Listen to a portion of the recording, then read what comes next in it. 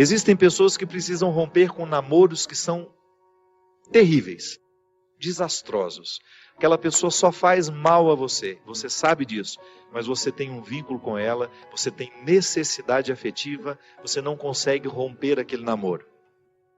Então, de repente, você se encoraja, você fica com tudo claro diante de você, essa pessoa não me faz bem, eu não posso me casar com essa pessoa, porque se no tempo do namoro já está assim, imagina na época do meu casamento, depois no meu tempo de casado, vai virar um inferno pior ainda do que já é. Aí você se encoraja, motivado por pessoas que estão ao seu lado, a romper. Aí é terrível no dia que você rompe. O sofrimento é cruel dentro de você. Parece que você nunca mais vai se recuperar, que você só pensa naquela pessoa. Por quê? Porque apesar dela te fazer tão mal, você tem um vínculo doentio com ela, de dependência afetiva. Você sabe que ela te faz mal, mas você não sabe viver sem ela. Aí você começa a dar passos. A primeira semana é horrível. Você sofre, você chora, você não pode ouvir a música, você não pode sentir o cheiro, você não pode ver aquele pedacinho de não sei o que ele esqueceu lá na sua casa, que tudo aquilo é terrível. Mas de repente você começa a dar passos de libertação. É como se você estivesse andando na direção de uma terra que só vai te fazer bem. E um mês depois aquele sofrimento ficou melhor, 2 meses depois aquele sofrimento melhor, e de repente você não está nem mais lembrando.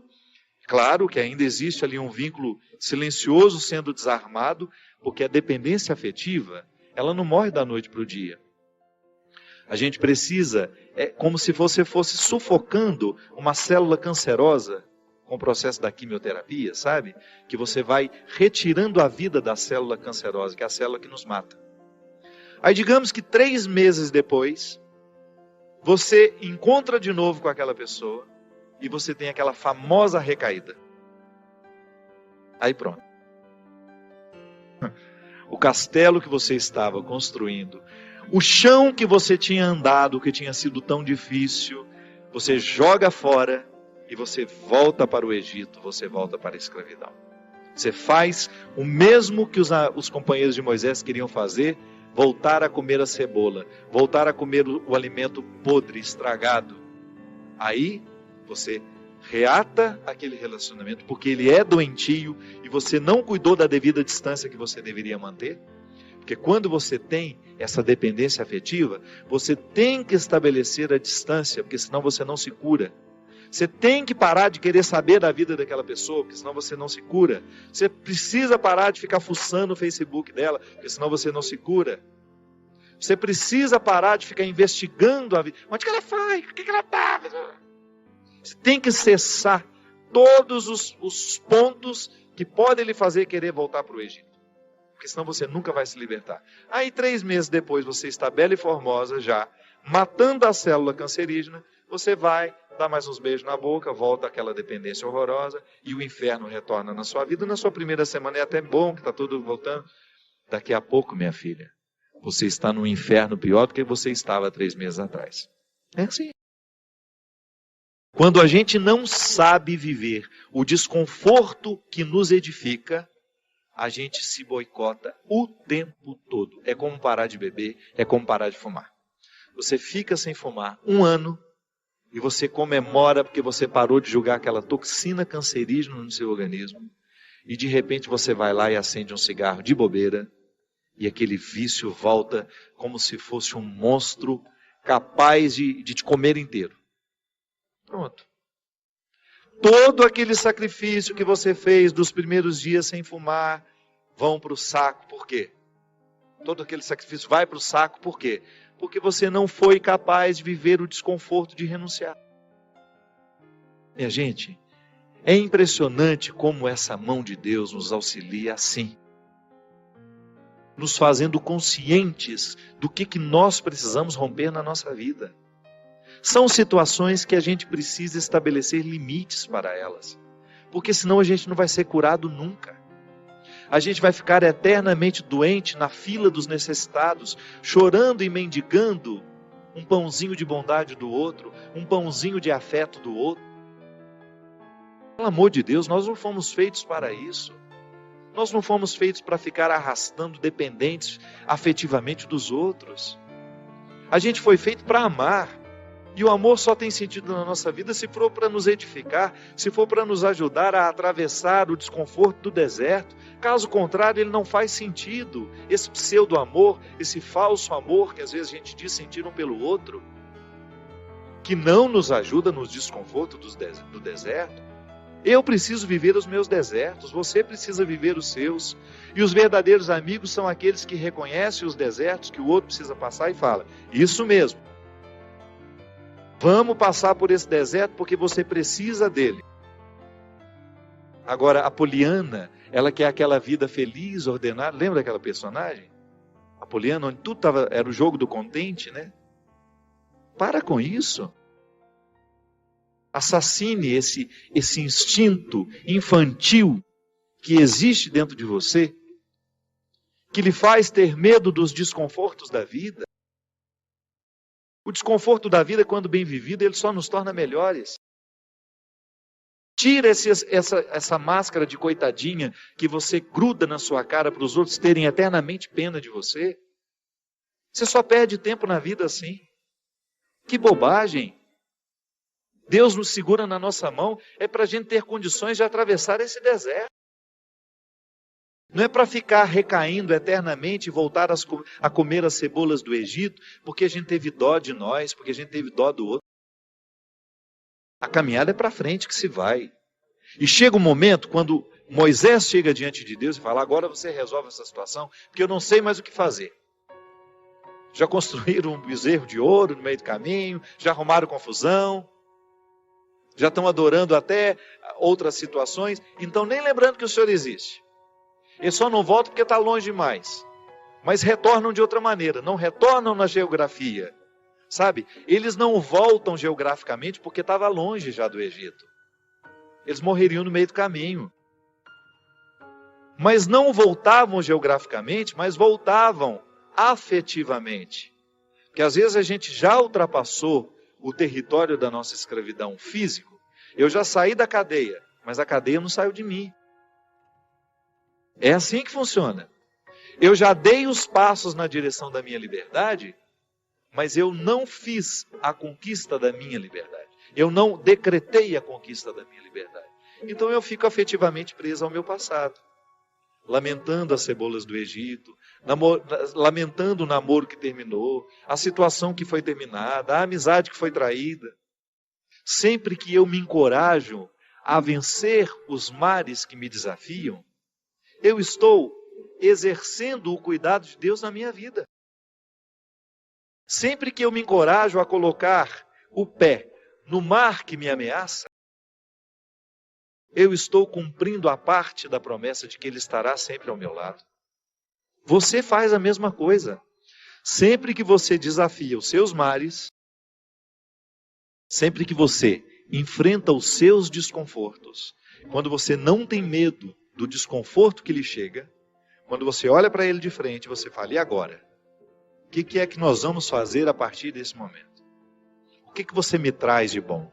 O que você está me desafiando? Eu vou aqui recrutar as minhas melhores partes, porque só isso me interessa. Se o desconforto me chega, eu preciso atravessar esse deserto para poder alcançar essa parte da terra prometida que me espera. É assim que funciona. Não há uma fórmula mágica para a vida. Ainda que a gente não acreditasse em Deus, nós teríamos de viver os desconfortos que nos fazem crescer. Ainda quem não crê em Deus precisa enfrentar os desconfortos de sua história, de sua existência. Agora é claro que quando a gente acredita em Deus, quando nós acreditamos de que existe alguém superior a nós, nos capacitando para a gente fazer a travessia, um conforto a mais nos é oferecido. Por isso, baseados na experiência deste conforto que eu já fiz, que você já fez, em muitos momentos, quando essa mão de Deus cuidou de nós, e que a gente dá continuidade ao processo de caminhada, de enfrentamento. É enfrentamento, a palavra é essa. Se a gente não vive os enfrentamentos diários dos nossos desertos, dos nossos conflitos, dos nossos medos, a gente nunca vai chegar ao conhecimento da terra que Ele nos preparou. É impressionante como nós encontramos pessoas que estão destruindo as suas vidas porque não aprenderam a paciência. A pressa nos mata. Você que está me ouvindo, eu tenho certeza que você sofre na sua carne as consequências da sua ansiedade. A ansiedade te adoece. A falta de paciência prejudica o seu relacionamento com os outros. Nós estamos agitados demais. Nós estamos vivendo para fora demais. Nós temos compromisso demais, quietude de menos. Você sabe que eu, na minha vida, como eu sou uma pessoa que tem uma vida muito pública, eu estou o tempo todo encontrando muita gente, eu trabalho muito, eu tenho muitos eventos, eu viajo toda hora, eu encontro muita gente. Eu assumi uma regra para mim. Quando eu chego na minha casa, ali é o meu claustro. Às vezes eu não aceito convite nem para atravessar a rua para almoçar na casa da minha vizinha. Porque eu sei que a minha alma precisa dessa quietude. Eu preciso do meu silêncio. E eu só saio quando eu realmente tenho de sair. Porque eu descobri que para eu dar conta de viver essa vida muito pública, eu preciso ter bastidores. Eu preciso ter o meu espaço de vida consagrada ao silêncio, à quietude, à oração. Porque nessa correria nem sempre eu consigo. Mas você já imaginou se eu chegasse na minha casa e impusesse a mim uma rotina de vida social que me retirasse para jantar, para isso, para aquilo, para uma festa? Não aguentaria a vida que eu tenho. E como eu privilegio a minha vida de missão, porque eu sou um missionário, eu escolhi ser missionário. Ninguém me obrigou a ter essa vida. Eu, para estar aqui toda quarta-feira, eu sei o sacrifício que eu preciso fazer.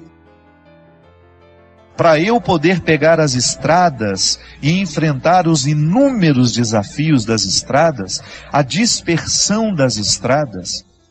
Minha gente, às vezes até num camarim, que é aquele lugar último antes de entrar no palco para cantar. O camarim deveria ser o lugar da oração, do sossego, da tranquilidade. Isso não existe para mim. É lá que muitas vezes claro, não estou reclamando, estou dizendo é a vida que ficou assim.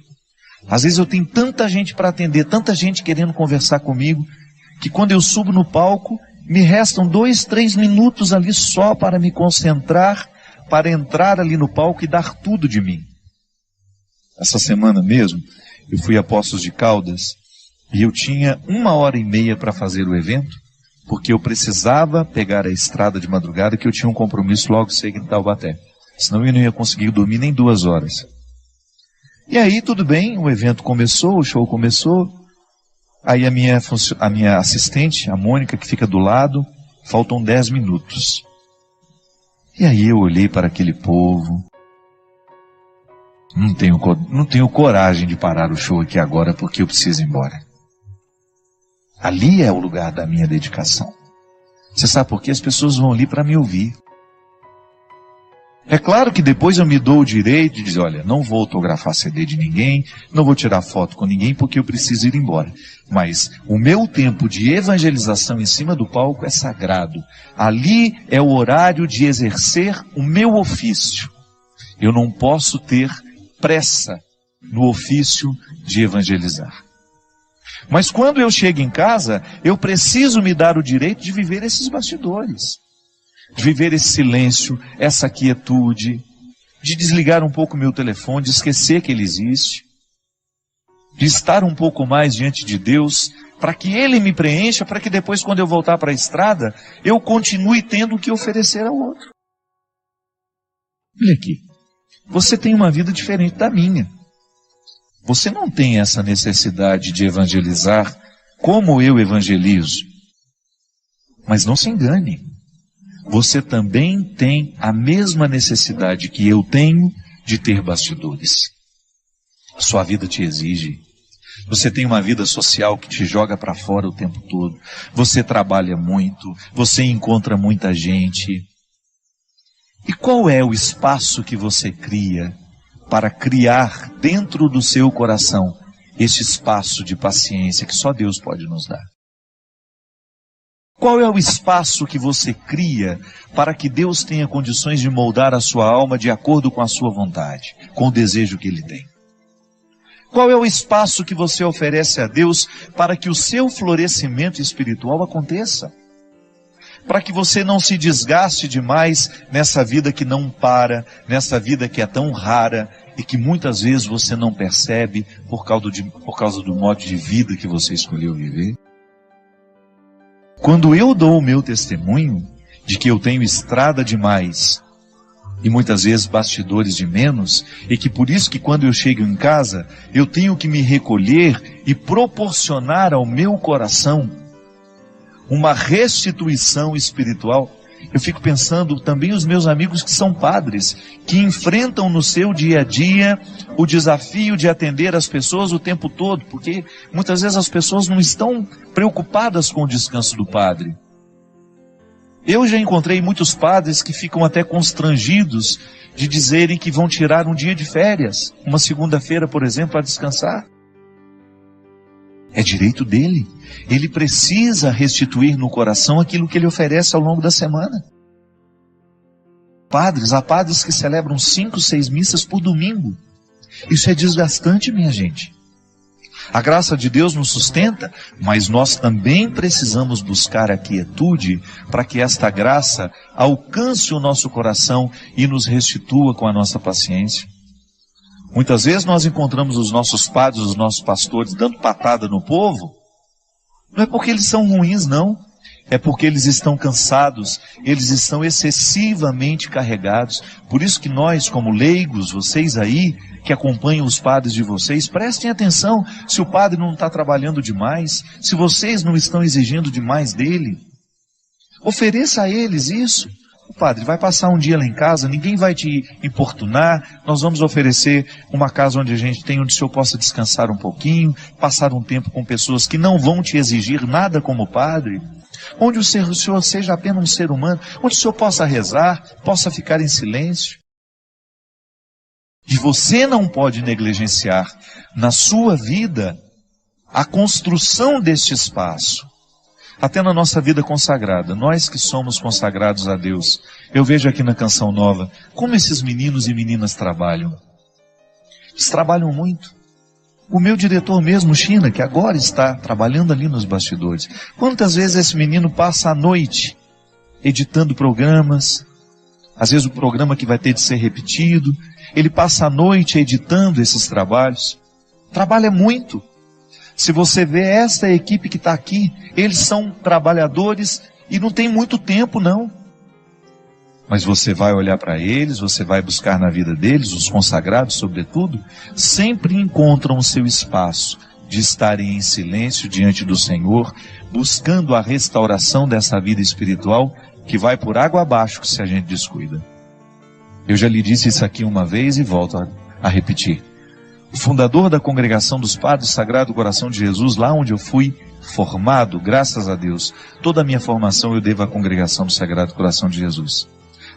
Padre João Leão Deon, ele dizia assim: Deus não pode fazer nada com as nossas obras se antes Ele não possuir o nosso coração. É disso que eu estou falando. Quando nós oferecemos a Deus o nosso serviço e esquecemos de oferecer a Ele o coração, que é a metáfora de todos os meus bastidores, Deus não poderá restituir aquilo que eu ofereço ao outro através do meu trabalho. E em pouco tempo eu estarei oferecendo a mim. E oferecer a mim, somente a mim, vai me desgastar demais. Eu vou ficar cansado, eu vou perder a paciência, eu vou ficar estressado, eu vou ficar bruto com as pessoas, e eu vou esquecer a delicadeza, que é justamente a característica de todo cristão. Portanto, não tenha medo de introduzir na dinâmica do seu cotidiano o espaço da sua restauração interior.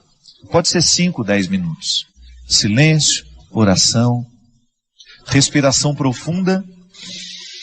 O exercício da respiração profunda é excelente para quem quer descansar, para quem quer dormir bem. Uma boa leitura, uma música que vai lhe fazer bem.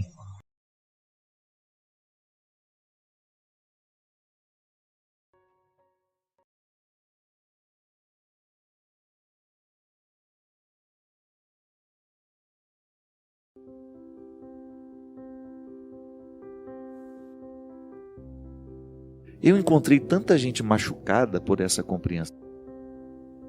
Inclusive, uma das últimas entrevistas, a Carla, a menina que me entrevistava, ela tinha uma compreensão tão desatualizada da igreja que chegava a ser cruel para ela.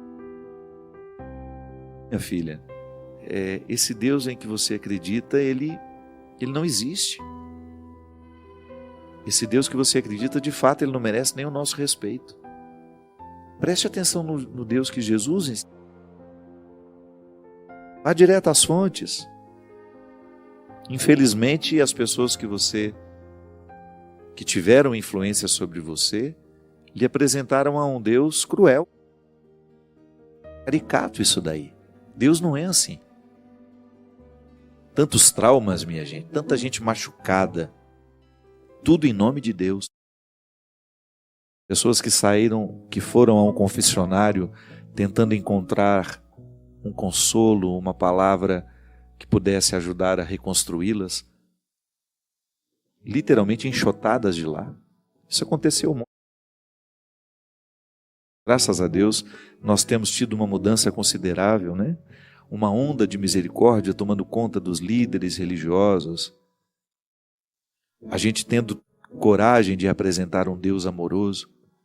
Eu vejo o movimento lindo que o Dunga criou, o PHN. Uma juventude que já está liberta deste Deus tirano. De um Deus que senta no chão com a gente, que retira a droga do nosso bolso, que nos convence de que não vale a pena. O empenho do Dunga, desde quando eu conheço esse menino, é esse.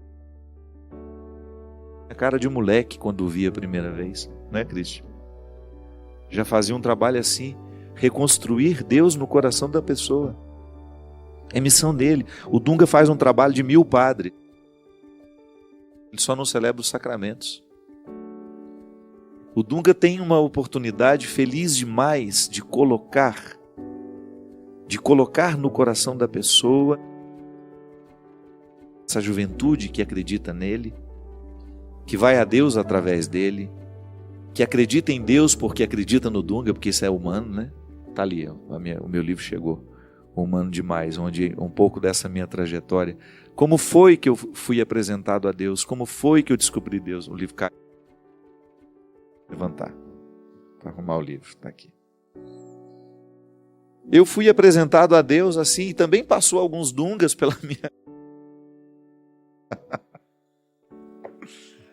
Tá difícil, gente, tá aqui. Agora, eu também fui, graças a Deus, passaram pela minha vida alguns Dungas, que retiraram um pouco do que estava ruim dentro de mim, muito embora, graças a Deus, a minha mãe foi uma pessoa que me ajudou demais a encontrar Deus de um jeito certo, pela porta da frente, sabe? Mas volto a dizer, às vezes as pessoas estão nas drogas, estão prostituídas, estão esquecidas de suas dignidades, estão em relacionamentos diabólicos, doentios, porque faltam a essas pessoas alguém que venha abrir o cativeiro. É um pouco do que eu falo do livro Quem Me Roubou de Mim, né? Quantas pessoas desperdiçando uma vida assim? E às vezes até em nome de Deus. Mantendo estruturas diabólicas em nome de Deus. Não tendo coragem de questionar um marido, de parar uma agressão em nome de Deus. Não podemos ser assim, não. Aí essa minha passada por Portugal, eu vi como nós temos gente machucada porque ficaram privadas de conhecer o Deus amor que nós conhecemos. É tão libertador o contato que nós fazemos com esse. Nós nunca mais seremos os mesmos. E nós não perderemos a oportunidade de contar isso aos outros. Sem pieguismo, sem enjoamento, viu? Que também não adianta. Você vai contar uma notícia tão boa com a cara emburrada, ele não vai acreditar que você não vai falar, no que você vai falar. Tem que ter humor, tem que ter amor, tem que ter leveza. Se você vai dar ao outro uma notícia bonita, capricha na forma, capricha no formato. Nós precisamos comunicar esse Deus amor, sim, que dá ao outro o amparo para ele ser quem ele é. E também para aparar as arestas de tudo aquilo que o priva de ser quem ele é.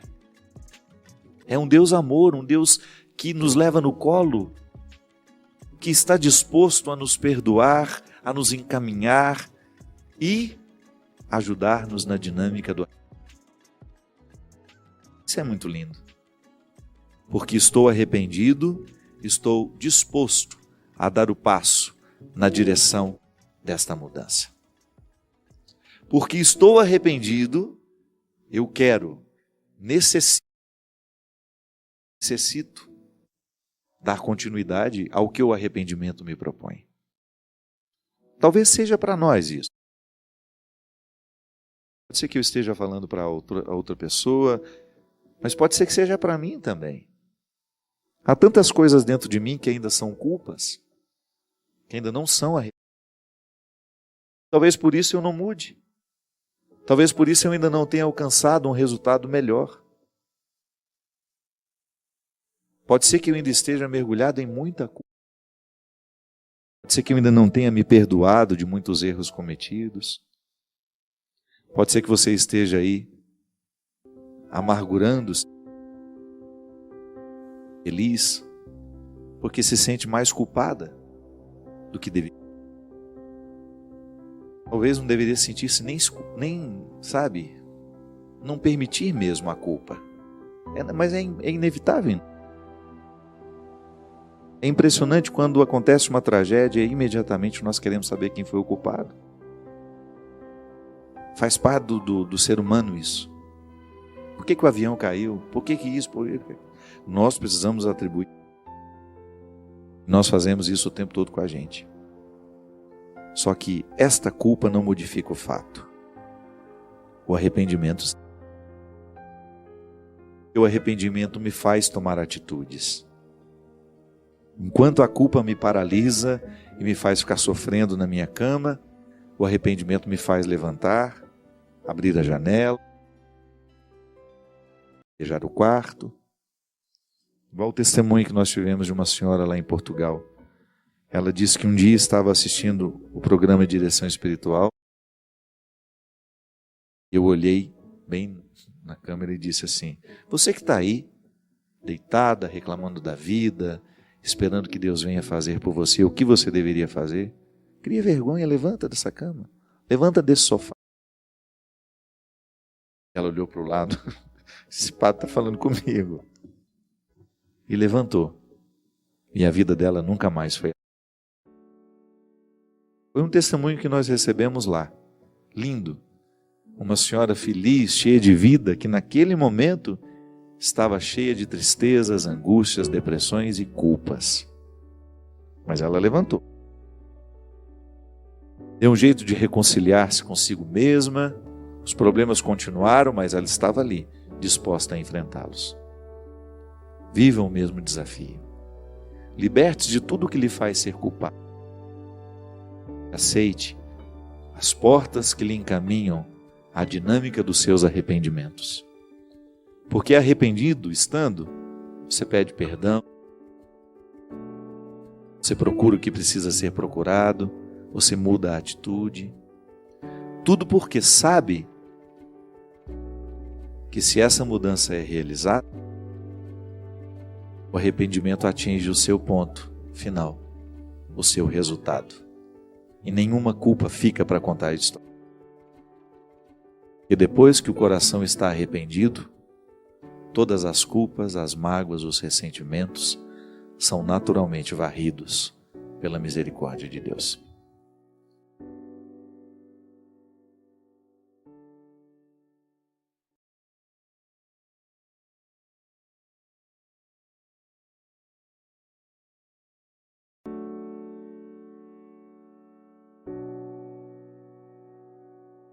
O cuidado que Deus realiza em nós passa pela experiência do nosso cuidado pessoal. Da mesma forma como uma mãe cuida do filho e faz de tudo para que aquele filho cresça Deus também cuida de nós. Numa dimensão espiritual que nós não podemos nem sondar, nem conhecer na totalidade. Eu não tenho nem como avaliar o tanto que Deus cuida de mim. Mas eu posso avaliar o tanto que eu correspondo a esse cuidado no momento em que vivo. Eu preciso corresponder ao cuidado de Deus na minha vida. Eu preciso ter uma atitude zelosa por quem eu sou. Eu preciso zelar pelo meu sacerdócio. Eu preciso zelar pelos dons que Deus me deu. Eu preciso zelar pela minha saúde. Eu preciso zelar pela minha liberdade. Eu gosto de dizer sempre que eu confio na providência divina, mas eu olho para os dois lados antes de atravessar a rua. Porque, na verdade, o cuidado que Deus realiza na nossa vida passa também pelo cuidado que nós temos. É parceria. Deus nos cuida e o tempo todo zela pela nossa vida, mas espera também que a gente faça o movimento de zelo. Porque é uma atitude amorosa. Você já parou para pensar que o amor, toda vez que nós amamos e somos amados, nós exercemos essa reciprocidade que também nos convoca a responsabilidades mútuas? Eu, porque sei que sou um filho amado pela minha mãe, eu sei que minha mãe cuida de mim, mas eu também vou me cuidar por causa do amor que eu tenho por ela. É recíproco. Eu sempre tenho essa preocupação, minha gente. Jesus morreu, viveu, ressuscitou por mim, para a minha salvação. Jesus nasceu, veio ao mundo para a minha salvação. Como é que eu zelo dessa salvação? A teologia nos ensina que a salvação é um dom, mas que a gente pode recusar. Infelizmente, muitas pessoas recusam o dom da salvação. Não recusam pelas palavras. Vão até diante do Senhor e professam ali a fé, vão à missa, vão ao culto, participam da celebração da palavra, mas não celebram com a vida a ressurreição, não celebram com a vida a salvação. Porque nós precisamos honrar essa salvação, zelar pela salvação. E não é só a profissão de fé pela boca, não, é o jeito de viver. Como é que você zela pela sua salvação, por exemplo? Como é que você corresponde a esse dom recebido? É uma pergunta nossa de cada dia. Passa pelo crivo da nossa conversão. Sabe aquela análise minuciosa que nós precisamos fazer da nossa conversão? O quanto que do meu coração já está convertido? Quanto que de mim já é parecido com Jesus? Porque essa é a conversão. A proposta cristã é a gente se tornar cada vez mais semelhante a Jesus. No nosso jeito de pensar, no nosso jeito de falar, no nosso jeito de viver, no nosso jeito de amar. Lá no nosso trabalho, lá onde você é convidado a viver, lá você está como um legítimo testemunha de Jesus. Testemunha do Evangelho, daquilo que Ele fez na sua vida. Mas é ali que entra o seu zelo, para que você não se torne escândalo para o outro. Jesus é o meu Salvador, e eu preciso zelar por essa salvação que Ele me deu, como um presente que eu tenho de abrir todos os dias para conhecer o seu conteúdo. A salvação é um presente inesgotável. Enquanto a gente viver, nós não teremos descoberto todas as possibilidades dessa salvação na nossa vida. Por isso, quando a gente encontra uma pessoa dependente das drogas, por exemplo, do álcool, ou vivendo uma prostituição, aquela pessoa que perdeu o amor pelo corpo, ali a salvação deixou de ser zelada. Porque aquela pessoa se perde a cada dia. E a salvação é um movimento contrário. É não permitir que a dignidade humana se perca. É a gente assumir um jeito de viver que seja digno com aquela salvação que foi realizada por cada um de nós. Porque as nossas escravidões nascem aqui dentro de nós.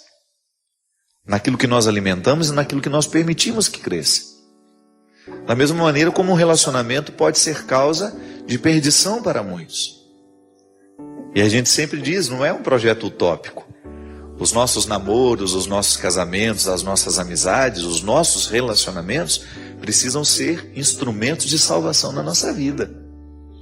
Aquele marido que você tem dentro de casa, você é responsável, corresponsável pela salvação dele. Ele é o primeiro responsável. Deus é o primeiro, antes de tudo, né? Mas ele é o primeiro a participar dessa corresponsabilidade de ser salvo. Agora você, com a sua oração, com o seu testemunho, com o seu jeito de ser esposa, você participa da salvação dele. E ele é a mesma coisa. O amor cristão, o verdadeiro casamento, o verdadeiro matrimônio, é quando ambas as partes estão comprometidas uma com a salvação do outro. E não é hipocrisia não, viu? Não é maquiar, não é fingir que você não é pecador, não. É honestidade com o processo. Deus deixa de trabalhar no coração mentiroso. Ao contrário do coração que é verdadeiro, que por mais miserável que seja, olha, eu assumo, eu estou miserável e eu preciso dar um jeito na situação. Ali Deus já começou a trabalhar. Então o zelo pela salvação passa pela nossa responsabilidade. Não se descuide de ser um homem salvo. Não se descuide de ser uma mulher salva. Isso é, que nada lhe escravize, que ninguém lhe escravize, que nenhum sentimento lhe escravize, que nenhuma droga lhe escravize, que nenhuma dimensão do seu eu seja causa de queda para você. Claro que as nossas misérias fazem parte, mas é a superação dessas misérias que nos salva. A mesma coisa um relacionamento de namoro. O namoro, você já vê o que será a vida futura. O namoro é o tempo para ensaiar o casamento. Por isso que o namoro tem de terminar. Não tem problema terminar o namoro, para depois não ter que terminar o casamento depois. Se você descobriu que as incompatibilidades são demais, que você não tem disposição para lidar com elas, você não pode se casar com esse homem, você não pode se casar com essa mulher. Se você já percebe indícios de agressividade, de que esse homem não será capaz de ser um instrumento de salvação na sua vida, que ele vai trazer correntes ao invés de quebrar os grilhões, se ele não vai favorecer a sua liberdade, essa que Deus nos dá, que não é a liberdade de ir para lá e para cá, é liberdade interior, gente, que é só a partir da liberdade interior é que nós somos capazes de nos sacrificar pelo outro.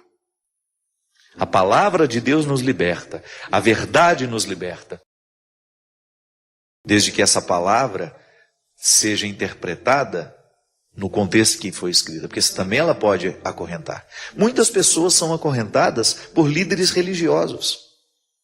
Muitas pessoas ficam incapacitadas de viverem uma verdadeira experiência religiosa porque se amarraram nos conceitos errôneos e equivocados dos líderes que escutam. Eu, às vezes, fico ouvindo na televisão a palavra de Jesus sendo usada de maneira tão cruel, tão banal, descomprometida com o crescimento humano. Então nós não podemos permitir que um discurso religioso venha retirar a nossa liberdade de conhecer a Deus, a nossa possibilidade de conhecer a Deus. Gosto sempre de dizer isso. É a frase que abre o meu novo livro, do campo de batalha à mesa posta. Na tentativa de conhecer e viver uma espiritualidade, muitas pessoas se limitam a viver uma religião. Cuidado, a espiritualidade é muito mais profunda do que a religião. Sabe por quê? A espiritualidade é o território onde você se experimenta livre, para ouvir a voz de Deus, para verdadeiramente interpretar o que é certo e o que é errado. A religião nos ajuda a viver a espiritualidade, mas a religião ela não limita, ela não pode ser o todo da espiritualidade, ela só faz parte, porque espiritualidade é toda a dimensão particular que você vive dos efeitos da religião em você, é o território da transformação. Para a gente fazer uma renúncia, a gente tem de ser muito livre. Tem de ser muito livre para ter coragem de dizer, eu não quero isso, ou eu não vou. Ou tem de ser muito livre para poder dizer, eu vou me sacrificar neste momento por você. Só quem é livre verdadeiramente sabe obedecer. Então o outro na nossa vida, se nós somos cristãos, porque nós não somos obrigados a ser, mas se nós fomos batizados nas águas deste Cristo que nos liberta, é nossa responsabilidade zelar pelas amizades que nós temos, pelos relacionamentos que nós temos. Toda e qualquer pessoa que começa a ter influência sobre nós, até o autor que a gente lê, a novela que a gente assiste, o filme que a gente assiste, tudo isso está entrando na nossa cabeça, nos libertando ou nos acorrentando. Pode observar como algumas religiões pregam Deus a partir da facilidade. Você entra dentro daquela igreja, você começa a pagar o dízimo, você frequenta o culto e Deus vai te fazer ficar rico, Deus vai te fazer livrar-se dos problemas. O absurdo de outro dia, um vídeo que eu estava vendo, de um rapaz que disse que Jesus pagou a dívida que ele tinha para o banco de 15 mil reais. Você viu esse vídeo? Então você deve e você não vai pagar porque Jesus pagou para você. Então veja bem, tem uma irresponsabilidade nessa história, né? Eu vou negligenciar as minhas dívidas porque Deus paga para mim. Para com isso, meu Deus do céu. Uma religião que me faz ser desonesto. Tudo bem, os milagres existem, mas vamos com calma. Então às vezes uma pessoa inocente vê um vídeo desse, aquela coisa sem discernimento, e vai acreditar que Deus faz isso na nossa vida. O pior, vai acreditar que Deus tem obrigação de pagar as nossas dívidas. Não. Deus nos dá saúde e a gente trabalha e paga o que deve. Isso é mais honesto, isso é mais sensato. Foi Jesus mesmo que disse: dai a César o que é de César. Mas a nossa atitude é que vai dizer se estamos salvos ou não. A maneira como nós estamos nos tratando é que vai dizer se estamos salvos ou não. Porque ali, quando nós estamos convidados a fazer um trabalho com os nossos irmãos de igreja, de comunidade, de trabalho, é ali que nós vamos zelar pelo caráter salvífico desse batismo que nós recebemos. É ali que nós vamos nos exercitar. É ali que nós vamos ver se a gente está sendo ou não cristãos. É o fruto. Você parou para pensar que às vezes nós vivemos uma pertença religiosa infrutífera? E até mesmo nós vamos ficando desanimados, porque todo ser humano gosta de ter resultados. E o resultado do cristianismo é coração amadurecido, não é outra coisa. Ah, a riqueza veio porque você trabalhou. Ah, a riqueza veio porque você tem um dom e você exercitou esse dom honestamente, você conseguiu isso, conseguiu aquilo. Tudo bem. Só que a verdadeira riqueza que o cristianismo pode nos dar, sabe qual é? É o coração amadurecido. É o desafio de toda hora, zelar pela salvação. Porque senão, nós estamos lá dentro da igreja, mas estamos mais perdidos do que quem está fora. Porque dentro da igreja, seja ela qual for, nós corremos o sério risco de estar protegidos pela hipocrisia. O templo não nos salva. Estar lá dentro não nos salva. Cantar os hinos, isso até os ateus fazem. Quem não crê, os indiferentes, não estou dizendo que ateu é ruim não, viu? Não estou dizendo isso não. Porque às vezes a gente encontra mais honestidade num coração que não se dobra, que não crê, do que naquele que está lá todo dia. Também não estou dizendo que você tem de ser ateu. Eu acho que a fé faz bem ao coração. O que eu estou dizendo é que muitas vezes os templos podem ocultar as nossas hipocrisias. E a gente acha que está salvo. Então quando nós ligamos a televisão e a gente vê a palavra de Deus sendo usada de maneira tão irresponsável, com proclamação de milagres questionáveis, muito mais para poder provocar um poder midiático, de adesão de outros crentes, de adesão de outros fiéis. Muito cuidado com isso. Deus faz milagre? Faz. Mas Deus não pode se tornar um espetáculo. Deus não pode se tornar um discurso espetaculoso que fira a ordem das coisas.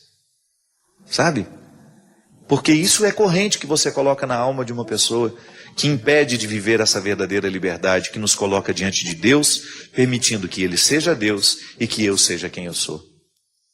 Que tristeza que a gente não tenha no nosso dia a dia um programa que eduque verdadeiramente as nossas crianças, né? Um programa que a gente tem de pagar, infelizmente, um canal fechado. onde você tem a oportunidade de ter lá algumas reportagens que vão realmente agregar a nossa vida. Isso é cristianismo, minha gente. Que é quando você percebe que as pessoas estão mais seletivas. Que o Evangelho trouxe ao coração daquelas pessoas capacidade de selecionar melhor o que vão digerir ou não, o que vão consumir ou não. E volto a dizer, é muito mais do que estar dentro do templo. É você incorporar um valor, trazê-lo e dividi-lo com a sua família.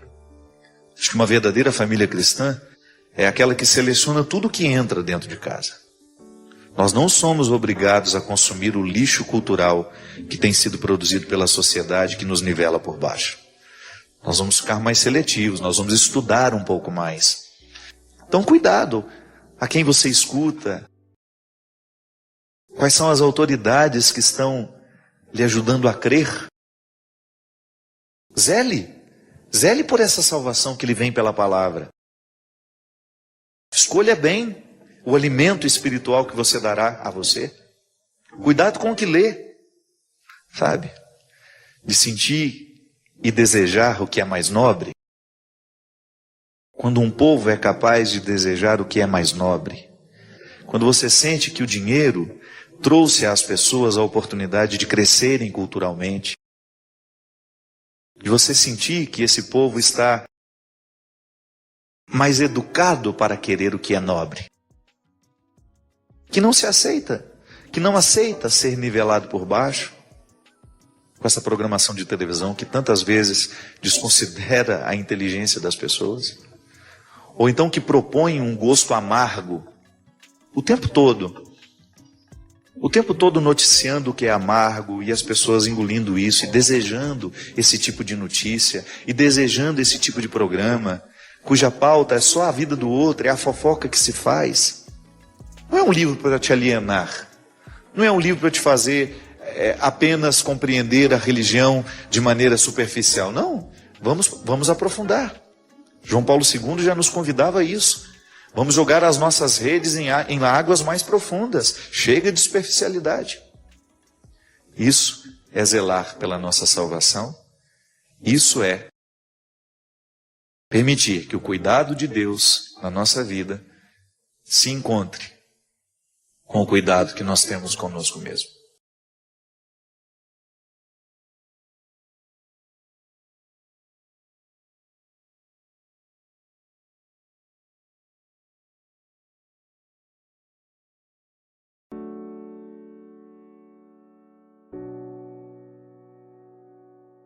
Padre, há 2 meses que eu estou numa depressão profunda, que eu não tenho vontade de sair do meu quarto. E eu perguntei, minha filha, mas qual a razão de tanta dor, de tanto sofrimento? Qual a razão de você se trancar dentro do seu quarto? E ela me disse assim, nós descobrimos, padre, que o meu pai, ele tem poucos meses de vida. O médico nos anunciou que ele está num estado muito avançado de câncer. Escutei e parecia que entre aquela decisão de ficar trancada no quarto e a notícia de que o pai viveria pouco tempo, havia uma contradição. Aí eu perguntei para ela com muita coragem, sem medo de estar desrespeitando o sofrimento dela, sem medo de desconsiderar a depressão que ela estava vivendo, sem medo de desconsiderar aquilo que para ela era doloroso naquela hora. E eu perguntei, minha filha, você fica sabendo que seu pai tem apenas alguns meses de vida. Você escolhe passar esses meses deprimida? Você prefere passar esses poucos meses que o seu pai tem, trancada dentro do seu quarto? Será que você não está fazendo o jogo contrário? Você não tem como modificar esse. Se eu pudesse, eu retiraria o câncer do corpo do seu pai. Eu também não posso. Mas você pode tirar o câncer de você. Esse que você não tem fisicamente, mas que você está permitindo que tome conta da sua alma. Você não tem um câncer detectável em exames, mas você está permitindo que a repercussão da enfermidade do seu pai lhe deixe mais enferma do que ele. Será que você não pensa na possibilidade de viver bem esses últimos tempos ao lado de seu pai, sendo a melhor filha do mundo? Ou dando a ele, quem sabe, a segurança que ele precisa nessa hora? Seu pai não precisa de uma filha deprimida ao lado dele. Seu pai está precisando de uma filha que o ajude a enfrentar o sofrimento. A mim parece, no mínimo, o egoísmo de sua parte, fechar-se no seu quarto, esquecer do sofrimento da família e acrescentar um a mais. É hora de reagir. Você não tem como mudar o quadro, mas você pode mudar a moldura. Você não tem como modificar a cena final, mas eu tenho certeza que você tem possibilidades de estabelecer agora um jeito diferente de interpretar isso. Ao invés de pensar na sua dor, no seu sofrimento, olha para o seu pai e vai ajudá-lo a viver esta hora. Esteja do lado dele em todos os momentos. E vá viver, vá viajar, vá levar o seu pai para ver o que ele gosta, vá levar o seu pai à medida das possibilidades dele para estar com as pessoas que ele ama. Tire mais tempo da sua vida para estar do lado dele e ao invés de ficar trancada dentro do seu quarto, lamentando de maneira antecipada a morte do seu pai, vá celebrar a vida que ainda resta. Ao invés de ficar antecipando o velório do seu pai, a tristeza que será, que vai vir, que vai ser inevitável, ao invés de ficar antecipando toda essa tragédia, vá descobrir um significado para a vida nesta hora. Ela me olhou assustada, mas parece que acordou. Depois me deu notícias de que aquele susto, de que aquela palavra despertou dentro dela a responsabilidade. Eu tenho poucos dias ao lado do meu pai. Eu vou vivê-los com qualidade. Talvez, minha gente, o que falte para nós seja esse choque. Que nós possamos também descobrir que diante das dificuldades que nós temos, algumas reações ainda são possíveis. O grande problema é quando diante das dificuldades nós não reagimos. Muitas vezes os problemas nos paralisam e a gente não toma nenhuma iniciativa para resolvê-lo. A gente se tranca nos quartos, a gente se tranca na estrofe triste, assim como o poeta coloca na música a tristeza de uma estrofe, uma decepção tão presente nessa estrofe. Eu não tenho amigos, eu estou decepcionado, eu não tenho aonde ir. São frases que justificam qualquer porta trancada. E é fácil a gente se trancar no quarto. É fácil a gente fechar a porta para as soluções. Sabe por quê? Porque enfrentar o desafio das soluções requer esforço de todos nós. Trancar a porta, fechar-se no egoísmo e dizer eu não estou aqui para ninguém é muito fácil. Agora você abrir a porta, enfrentar a doença do pai, enfrentar o fim, enfrentar as situações que virão de tudo isso dá trabalho. E eu sei que na possibilidade de fecharmos a porta, será muito mais fácil fechar. Nós vamos nos apoiar nesta fechadura e vamos nos esquecer do resto. Mas e aí? Depois que morre, depois que termina. Eu sempre digo, minha gente, que a nossa vida, ela é sempre qualificada a partir de dois sentimentos muito comuns dentro de nós. Ou nós temos saudades boas do que a gente viveu, ou nós temos remorso. São nessas duas vielas que nós vamos, que nós moramos, que nós construímos as nossas casas. Vielas são caminhos estreitos, pois eu digo para você, são caminhos estreitos mesmo. Agora você que sabe, com a vida que você está vivendo hoje, com aquilo que você está fazendo hoje, é que você descobre se você está construindo saudades ou se você está construindo remorsos. As escolhas que você fez ao longo do dia, hoje, você tem matéria-prima de futuro. Tudo que você escolheu, tudo que você falou, tudo que você viu, tudo que você desejou, tudo que você fez. Isto é matéria-prima que um dia vai virar saudade boa de se lembrar ou vai virar remorso. A menina, diante da incapacidade de lidar com a morte do pai, ela estava criando futuros remorsos. Porque depois que o pai morresse, certamente ele ia lamentar muito o tempo que ela perdeu. Ela ia perder oportunidades preciosas de estar ao lado dele. Coisas que depois da morte você não tem mais como. Só na eternidade. Mas essa eternidade demora para chegar, porque a nossa vida aqui, nós não sabemos quanto tempo nós vamos ter. E a qualidade da nossa vida na terra depende dessas escolhas que nós fazemos. Derrame sobre nós a bênção do Deus Todo-Poderoso, Ele que é Pai, Filho e Espírito Santo. Amém. O que era o elan vital na filosofia de Bergson? Era justamente aquele elemento da vida que dá a liga, que faz com que eu não perca a vontade de eu não fique desanimado de existir. Porque é pesado viver, gente. Dá um trabalho danado ser quem a gente é. Eu vivo os meus pesos, você vive os seus. E aí, se a gente não tem esse elan vital, a gente vai sucumbir à primeira crítica que ocorrer, primeira situação desagradável que a gente tiver que enfrentar. E é assim que nós vamos reestabelecendo este elan vital e a gente vai agregando sempre mais valores para que este elan vital seja sempre sustentador. Viktor Frankl dizia que para alguém dar conta da vida, ela precisa ter um sentido. E esse sentido pode estar localizado em várias situações. Eu posso ter no sentido da minha vida uma meta futura. De repente eu estou estudando e eu quero ser médico. Ser médico é um sentido para eu acordar cedo todos os dias, vencer as dificuldades da faculdade, vencer as lutas que eu preciso estabelecer todos os dias, porque não é fácil a gente alcançar metas. Metas estarão sempre envolvidas em distâncias, estarão sempre perpassadas por dificuldades. Aí eu descubro o assombro da metafísica, eu descubro o elan vital da filosofia de Bergson e eu descubro o sentido da vida de Viktor Frankl.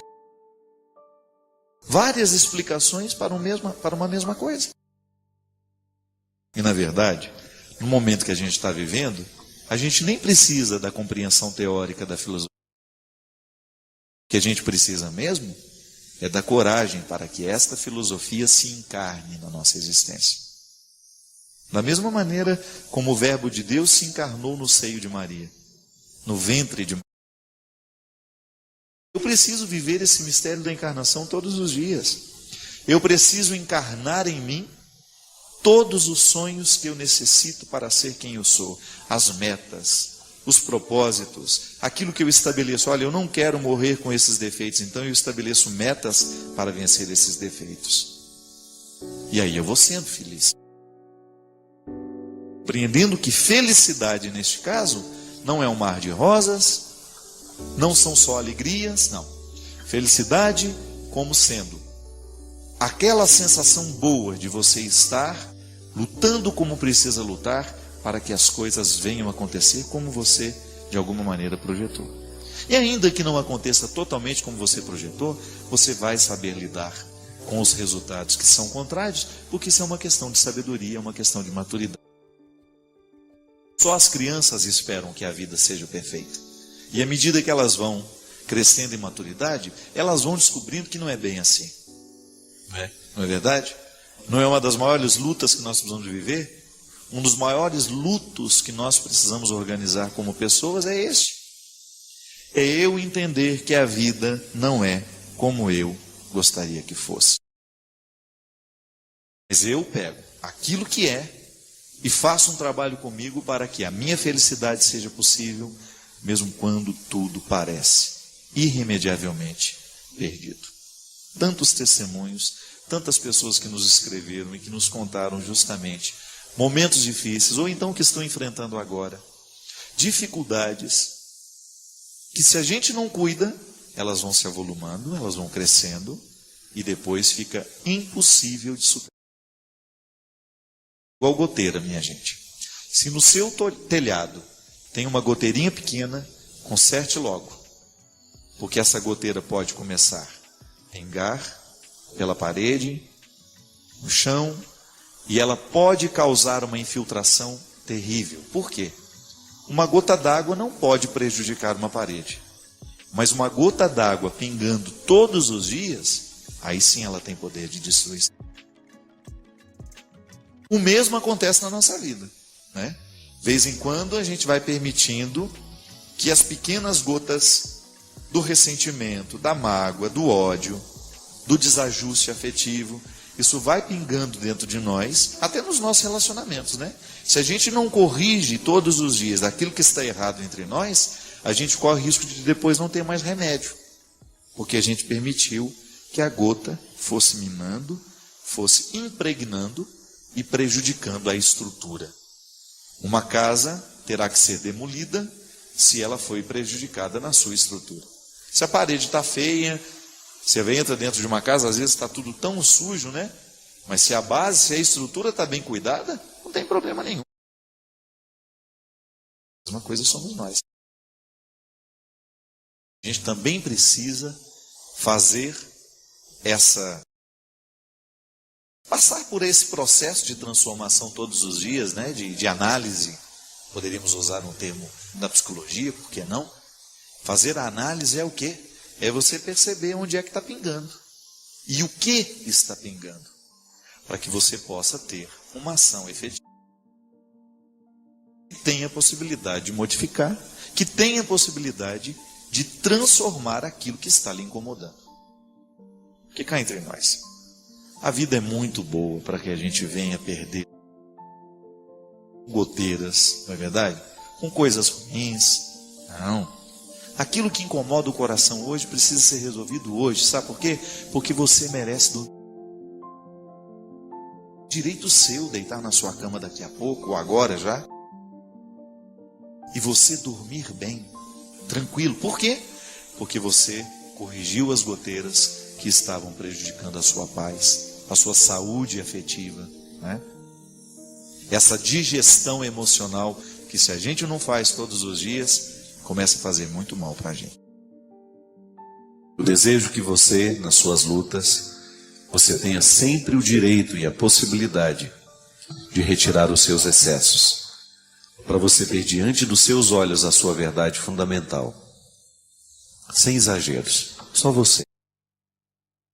E a partir disso, você reencontrar o caminho da vida. Obrigado pelo seu carinho, pela sua atenção. E que Deus abençoe muito você.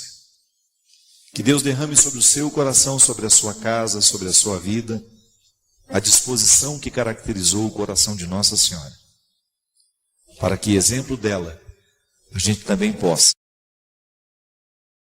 ser um cristão de verdade, levando sempre Jesus no colo, para apresentá-lo àqueles que ainda não o conhecem. Derrame sobre nós a bênção do Deus Todo-Poderoso, Pai, Filho e Espírito Santo.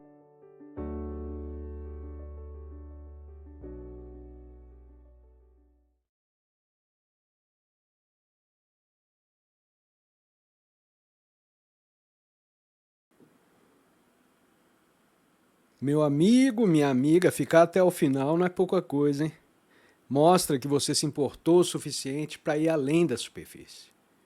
Se isso te tocou de algum modo, inscreva-se no canal, deixe o seu comentário com o nome da sua cidade, com o nome do seu país.